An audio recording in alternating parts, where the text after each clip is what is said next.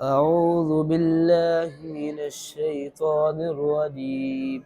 بسم الله الرحمن الرحيم. يهدي به الله من اتبع رضوانه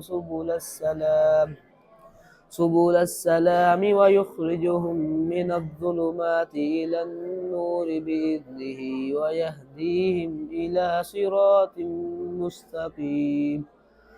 لقد كفر الذين قالوا إن الله هو المسيح ابن مريم قل فمن يملك من الله شيئا إن أراد أن يهلك المسيح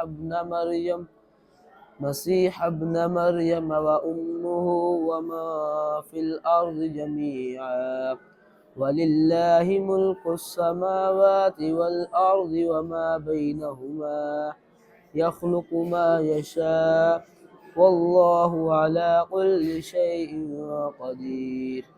صدق الله العظيم.